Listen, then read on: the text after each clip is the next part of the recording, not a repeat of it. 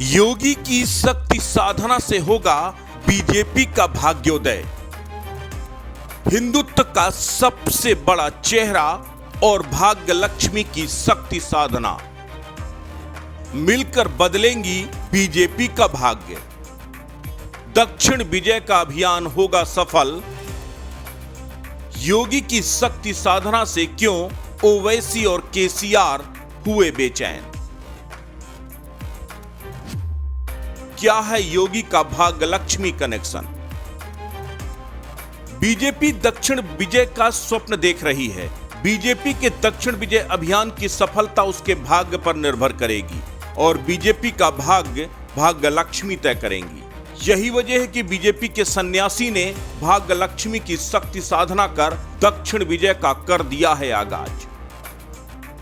हैदराबाद की मशहूर चार मीनार जहां हैदराबाद के निजामी अतीत की याद दिलाती है, वहीं इस अतीत के खंडहर में खड़े होकर आपको सबसे पहले मां भाग्य लक्ष्मी के दीदार होंगे।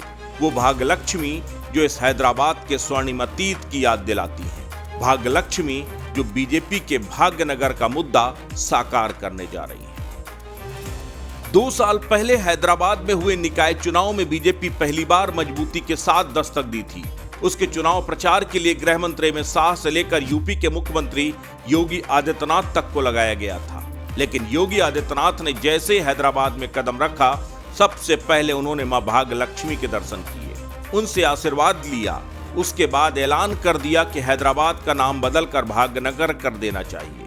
यही बीजेपी का सबसे बड़ा चुनावी मुद्दा बना और उसका प्रतिफल भी बीजेपी को मिला। निकाय चुनाव में बम्पर जीत हासिल करके 4 सीटों से बीजेपी 48 सीटों तक पहुंच गई। ये दक्षिण में बीजेपी की बड़ी ऐतिहासिक जीत थी। इस जीत ने बीजेपी के दक्षिण विजय के स्वप्न को और मजबूत किया।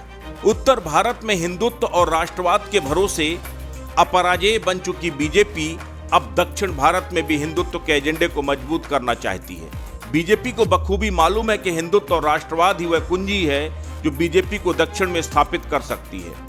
पहले आपको बताते हैं दक्षिण में बीजेपी की स्थिति क्या है और हिंदुत्व की स्ट्रेटजी क्या है। दक्षिण भारत में कर्नाटक एकमात्र ऐसा राज्य है जहां बीते 1 दशक से बीजेपी बेहद मजबूत रही है। उसके पीछे की वजह के.एस. सुदर्शन, एच.बी. शेषाद्री और दत्तात्रेय होसबोले जैसे राष्ट्रीय स्वयंसेवक संघ के शीर्ष नेताओं की जड़ें इसी कर्नाटक में हैं। कर्नाटक से शुरू हुआ हिजाब का विवाद या हिंदुत्व की जड़ें जमने का प्रमाण देती हैं। बसवराज बोम्मई सरकार में मंत्री के.एस. ईश्वरप्पा ने कहा था कि एक दिन ऐसा आएगा जब भाजपा का झंडा राष्ट्रीय झंडा बनेगा। कर्नाटका में बीजेपी के 50% वोट हैं। कर्नाटका के अतिरिक्त तमिलनाडु में भाजपा के 4 विधायक, तेलंगाना में 4 लोकसभा सीटें। ये बताने के लिए काफी है कि दक्षिण में हिंदुत्व की जड़ें मजबूत हो रही हैं।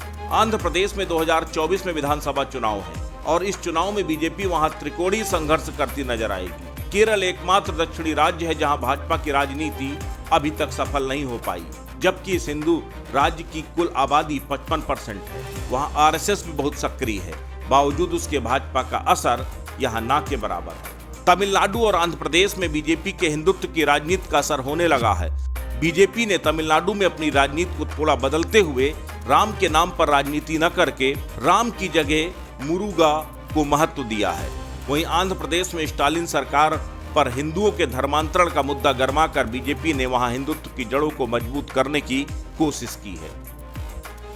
यही वजह है कि इस बार राष्ट्रीय कार्यकारिणी की बैठक बीजेपी ने हैदराबाद में आयोजित की है।